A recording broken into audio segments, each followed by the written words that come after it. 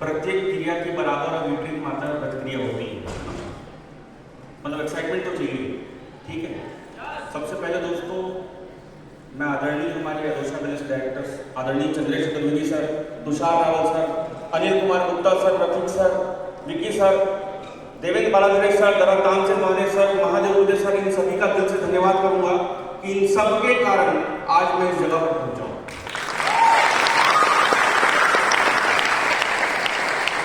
अब बात आती है कि ऐसा क्या कर दिया कि ये हमला किया, सही है।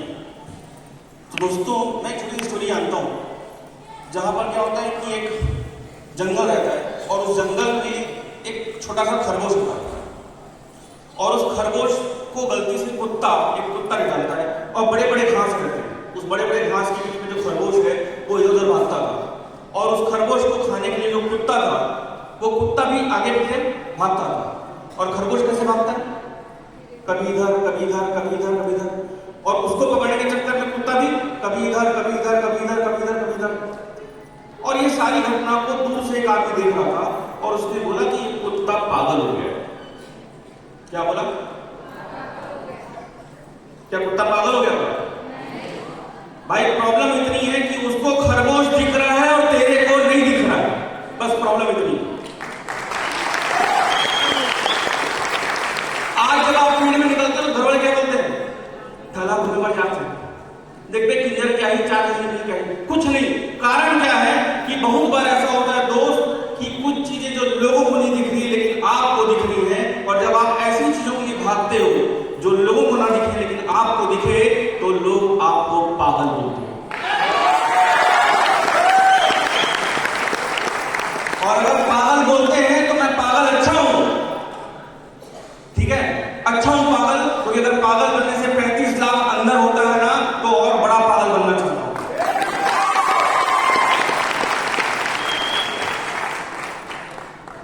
हमेशा बोलते हैं कि ये काम कैसे हुआ, क्या किए, कैसे काम कर रहे थे आप, ऐसा कैसे हो गया, इतना सेल कैसे आ गया।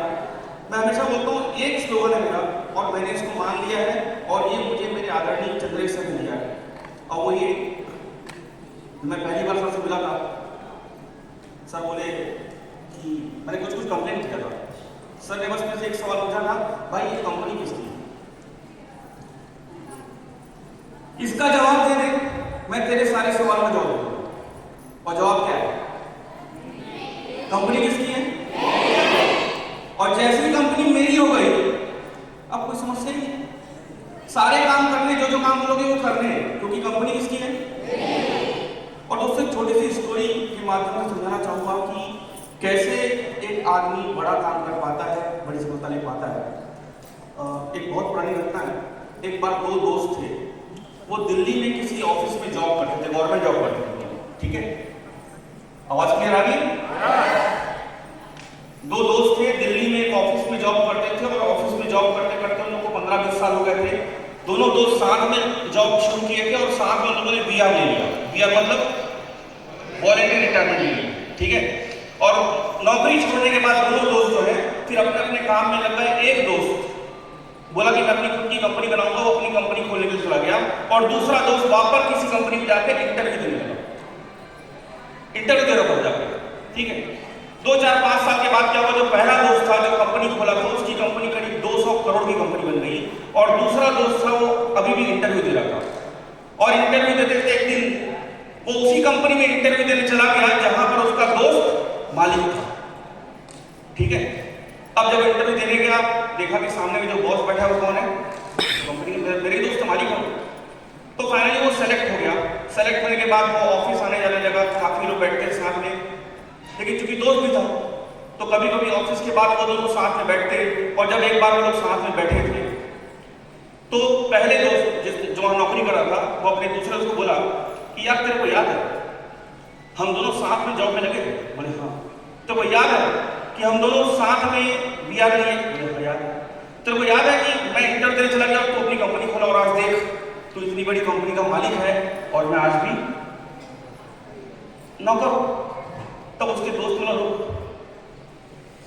तू थोड़ा सा रुक जा, यहां बात किस्मत वाली नहीं है, पहले सुन।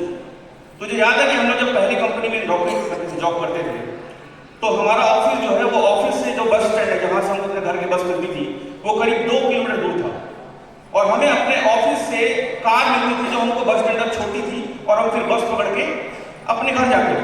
बोले हाँ याद है। एक दिन की घटना याद कर कि जब 5 बजा था और ऑफिस में कार अवेलेबल नहीं थी, तो हम लोग पैदल पैदल बस स्टैंड गए थे। याद है? बोले हाँ याद है। बोले तुझे याद है कि करीब 1 किलोमीटर जाने के बाद मेरे को अचानक याद आया कि ऑफिस का आर की लाइट और पंखा मैं गलती से चालू छुड़ाया। बोले हाँ याद है। मैंने तुझे बोला कि चल उस ऑफिस का लाइट और पंखा बंद करके आते हैं। बोले याद आया? बोले हाँ। तू नहीं गया था, तुझे याद है? बोले हाँ, लेकिन मैं गया था। मैं वापस 1 किलोमीटर चला और जाके लाइट और पंखा बंद करके आया। पता कारण क्या है? भाई मैं तब भी मालिक था और मैं आज भी मालिक हूं। तू तब भी नौकर था, तू आज भी नौकर है। मालिक बनने के लिए आपको चंद्रेश्वर से सर्टिफिकेट की आवश्यकता नहीं है। आप मान लो आप मालिक बन जाओगे, और आप मालिक बन जाओगे तो आपकी सफलता को कोई ताकत नहीं जो रोक सके। और मैं इसलिए बोलता हूं कि कंपनी किसकी है? चंद्रेश्वर के सामने बोल रहा हूं, बिल्कुल लीगली ऑथराइज नहीं, लेकिन बोल रहा हूं सर्टिफिकेट की आवश्यकता नहीं भाई, मानने की जरूरत है, क्योंकि जो बात आप मान लेते हो वो चीज आपकी हो जाती है। तो दोस्तों ये हर जगह लागू है, हर जगह दुनिया में लागू है। मैंने पहले भी बोला है कि जो चीज होती है हमारी, ये देश किसका है? ये देश किसका है? ऐश्वर्या, देश किसका है? हमारा। ऐश्वर्या ने बोला किसका है? इसीलिए इस देश की कोई फिक्र नहीं। लेकिन अगर वो मेरा हो जाएगा तो? पति किसका है? ये तो हमारा नहीं होता। बेटा किसका है? मेरा। घर किसका है? इसलिए घर की पूरी चिंता, पति की पूरी चिंता, बच्चे की पूरी चिंता, लेकिन देश किसका? कंपनी किसकी? और जिस दिन कंपनी नहीं हो जाएगी मेरे भाई, आपको कंपनी की नहीं, आपको अपने बिजनेस की चिंता हो जाएगी। आप अपने आप काम कर लोगे, और एमरेल्स कैसे बनते हैं ये मुझे बताने की जरूरत नहीं पड़ेगी, क्योंकि आप बन जाओगे। यदि आप मान लेंगे कि मेरा सिस्टम किसका है? इनवाइटेड तो नहीं आ रहे, सीनियर जानेगा। क्यों सीनियर जानेगा? सिस्टम तो उसका है, मेरा थोड़ी है। लिस्ट कौन बनाएगा? सीनियर बनाएगा। क्यों? उसके लिए कर रहा हूं काम। जब जब आप उसके लिए काम करोगे आपसे कुछ नहीं होगा। जिस दिन आप मेरे लिए काम करोगे, मेरा मान लोगे, मेरे भाई आपकी सफलता तो वहीं पर टिकी हुई है। बाकी सारी चीजें आप अपने आप कर लेंगे, बस ये मान लीजिए कि किसका है ये शो, किसका है। अगर ये हॉल खाली दिखता ना तो सवाल नहीं उठता क्या होता है। मतलब वो एक अच्छा सा गाना है, राम आएंगे आएंगे राम आएंगे, राम आएंगे, तो है ना सब भाई। राम आए हैं तो रामनवमी के दिन अगर शो रखा गया तो इससे अच्छा शुभ मुहूर्त कौन होता है? जिससे पूछता हूं सर नवमी के दिन, अरे नवमी के दिन है इसलिए तो किए हैं, इसलिए ही तो करना है ना। और दोस्तों जो जो शामिल हुए हैं, मैं यकीन से बोल सकता हूं कि वो सब बिजनेस में सीरियस हैं, और इतने लोग अगर सीरियस हैं तो हर आदमी अंदर बड़ी आसानी से पहुंच सकता है। बाकी दोस्तों समय का भाव है, मैं फिर से आप सभी को दिल से धन्यवाद करता हूं और अपनी वाणी को प्रणाम करता हूं। Thank you.